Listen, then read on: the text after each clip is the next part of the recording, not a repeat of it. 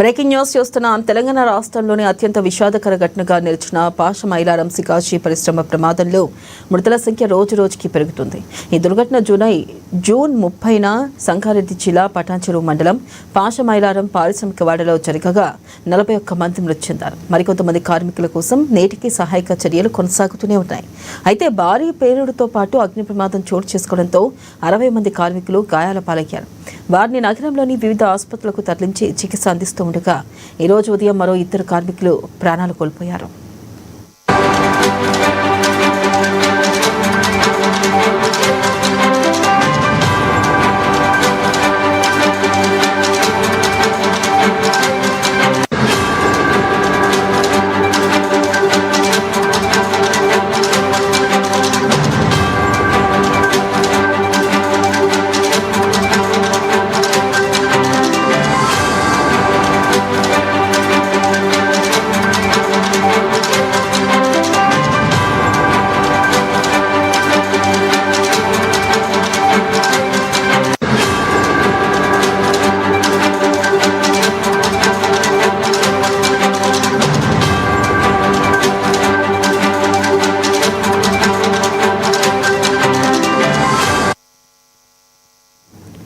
Breaking news చూస్తున్నాం. తెలంగాణ రాష్ట్రంలోనే అత్యంత విషాదకర ఘటనగా నిలిచిన పాష మైలారం సిగాచి పరిశ్రమ ప్రమాదంలో మృతుల సంఖ్య రోజు రోజుకి పెరుగుతుంది.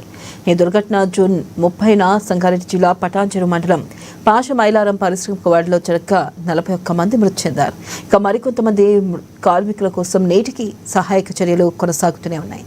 దీనిపై మరింత సమాచారాన్ని మా ప్రతినిధి రాజుగౌడ్ అందిస్తారు ఫోన్ లైన్ ద్వారా. రాజుగౌడ్. సంగారెడ్డి జిల్లా పటాన్చెరు పాష మైలారంలోని సిగాచి పరిశ్రమలో మృతుల సంఖ్య రోజు రోజుకు పెరుగుతుందని చెప్పవచ్చు. ఘటన జరిగిన రోజు 36 మంది మృతి చెందగా ఈ రోజుతో 44 మంది మృతి చెందారు. క్షతగాతులను స్థానిక పటాన్చెరు కానీ వీరంగూడ కానీ ప్రైవేటు ఆసుపత్రుల్లో చికిత్స నిమిత్తం చేర్పించగా చికిత్స పొందుతూ కార్మికులు ఒక్కొక్కరుగా మృతి చెందడం వాళ్ళ కుటుంబాల సభ్యులు ఆందోళనకు గురవుతున్నారు. అయితే ఈ ఘటనలో లభించని కార్మికుల కుటుంబ సభ్యులు మాత్రం ఇంకా వారి ఆచూకీ దొరకకపోవడంతో తీవ్ర అసహనానికి ఆందోళనకు గురవుతున్న పరిస్థితి మనం చూస్తున్నాము. అయితే ప్రస్తుతం పరిశ్రమను ఎన్డీఆర్ఎఫ్ హైడ్రా అధికారులు శిథిలాలను తొలగిస్తూ సహాయక చర్యలు మాత్రం చేపడుతున్న పరిస్థితి ఉంది. ఈరోజు ఘటనా స్థలానికి నేషనల్ రిజర్వ్ మేనేజ్మెంట్ అథారిటీ బృందం పరిశీలించి ఈ ప్రమాదం ఎలా జరిగిందనే నివేదికను కేంద్ర రాష్ట్ర ప్రభుత్వాలకు అందించే అవకాశం ఉన్నట్టు మనం చూస్తున్నాం. వెన్నెల.